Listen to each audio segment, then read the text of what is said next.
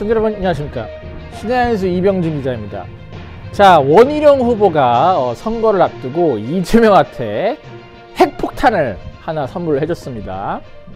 이재명에 대해서 허위사실 공표죄, 선거법상 허위사실 공표죄로 고발을 한 것인데요. 자, 이재명 정가 하나 더 추가되게 생겼습니다. 자, 들어오신 분들 구독 버튼 그리고 추천 버튼 눌러주시면 감사하겠습니다. 자, 이재명이 오늘 정말 큰 말실수를 해버렸어요. 자, 오늘 최고위원회의에서 이렇게 얘기를 했답니다. 원희룡이 양평고속도로를 윤석열 대통령의 처가 땅 근처로 바꾸었다. 그러면서 뭐 대통령을 향해서는 선거철에 웬 대통령 간다면야, 이거는 불법 선거운동이다. 선관위는 불법 선거운동 두고 뭐하고 있느냐, 이런 말 같지도 않은 개소리를 떠들었다고 하는데요. 자, 이재명이 40총선에서 자기 지역군 인천 개항을 해서 결을 원희룡 전 국토교통부 장관을 향해서 양평고속도로를 갑자기 대통령 처가 땅 근처로 확 바꿔버린 원희룡 전 국토부 장관, 무관한 척하지만 지금까지 책임이 있는 것으로 드러나고 있지 않느냐, 이렇게 얘기를 했다고 합니다. 그러면서 지금 인천에서는 그런 걱정을 한다. GTX 노선도 휘는 거 아닌가, 이렇게 얘기를 했다고 하는데 한마디로 양평 고속도로도 휘게 하더니 당신 인천으로 들어오면은 GTX 노선도 바꿔버리는 거 아니냐, 이런 식으로 완전히 이 거짓 선동에 기반해서 이 말장난식 공격을 하고 있는 건데요. 자, 여기에 대해서 원희룡 후보가 즉각적인 대응에 나섰습니다. 이 선거를 앞두고 아주 좋은 선물을 하나 보내줬어요. 자, 원희룡 후보가 이제 방금 전에 페이스북에 글을 올렸는데요.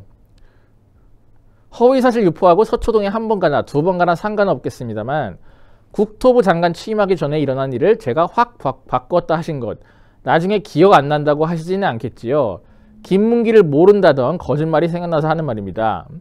그러면서 이재명에 대해서 허위사실 공표죄, 이 선거법상 허위사실 공표죄는 이거는 참고로 일반적인 명예훼손보다 훨씬 셉니다. 이거는 징역형까지 충분히 나올 수 있는 사안이기 때문에 굉장히 중범죄라고 할 수 있는데, 허위사실 공표죄로 바로 고발을 했습니다.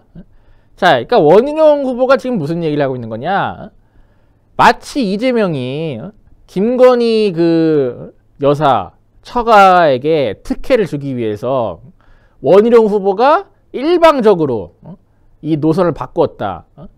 어떻게 보면 약간 그런 뉘앙스로 얘기를 한 거지 않겠습니까? 무관한 척하지만 책임이 있는 것으로 드러나고 있다. 그런 뉘앙스가 당연히 함축이 돼 있는 거겠죠. 근데 여기에 대해서 원희룡 후보는 애시당초 내가 국토부 장관 취임을 하기 전부터 일어났던 일이다. 이렇게 이제 말을 하고 계신 건데, 이게 무슨 말이냐? 이 이른바 양평 대안 노선, 그러니까 노선이 바뀌었다, 예타에서 바뀌었다는 게 이제 그게 어떻게 보면 이슈의 핵심이잖아요.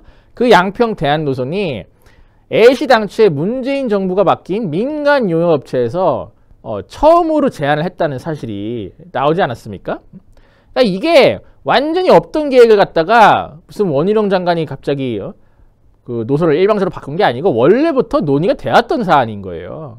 원래부터 민간 용역업체에서도 이 양평 대안 노선을 제안을 했었고, 그때부터 문재인 정부 때부터 이미 논의가 되었던 사안인데, 이걸 마치 원희룡 후보가 일방적으로 바꾼 것처럼 지금 얘기를 했기 때문에 여기에 대해서 허위사실 공표죄에 해당한다, 이렇게 지금 원희룡 후보가 얘기를 하고 있는 겁니다. 자, 그렇기 때문에 이거는, 이 허위사실 공표죄는요, 그냥 이게 허위사실인지 아닌지 그것만 따지면 되기 때문에 뭐 따로 수사를 할 필요도 없잖아요. 그러니까 하루빨리 수사기관에서 뭐 이거 수사하는데 뭐 얼마나 걸리겠어? 뭐 하루면 되지. 하루 만에 수사 끝내세요. 수사 하루 만에 끝내버리고 바로 이재명 기소 때려버리시길 바랍니다. 하여튼 간에 이재명이 지금 원희룡 후보한테 그 각종 여론조사에서 쫓기고 있지 않습니까? 원래는 이게 민주당 텃밭이다 보니까 본인이 크게 거의 더블 스코어로 앞서고 있어야 정상인 상황인데, 완전히 이 이재명과 원희룡 개인 간의 대결에서는 이 인물 대 인물 면에서 너무 압도적으로 밀리다 보니까 지금 어떻게 됐습니까? 여론조사가 거의 동률로 나오고 있죠. 그래가지고 좀 마음이 급한 게 눈에 보여요. 근데 아무리 급하다 그래도 그렇지, 어떻게 다 지난 양평 문제를 또 끌고 나올 수가 있습니까?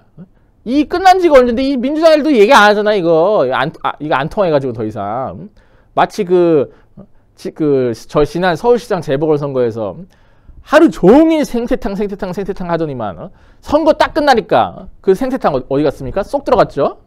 이 양평도 그때 한 달 동안 우려먹더니만 그 이후로 이제 거짓 선동이 다 드러나가지고 안 꺼내고 있었잖아요. 안 꺼내고 있다가 원희룡 후보한테 지금 쫓기니까 자, 원희룡에 대해서 뭐 파고들 점 없나? 눈을 씻고 봐도 없는 거야. 뭐 건덕지가 없는 거야. 그러니까 결국에는 이미 다 끝난 양평 이슈를 다시 물고 와가지고 던져버렸다가 이렇게 고발을 당해버린 겁니다.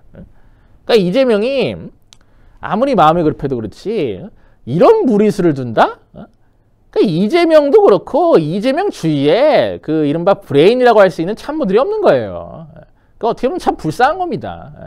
그러니까 악수에 악수를 계속 두고 이게 정치라는 게 어떻게 보면 바둑과 같거든요. 한 수 둘 때 이 굉장히 그 전략적으로 심도 있게 고민을 해서 결정을 해야 되는데 지금 어떻게 보면 이 전략적인 판단에서조차 이재명과 민주당은 헛발질을 난무를 하고 있다.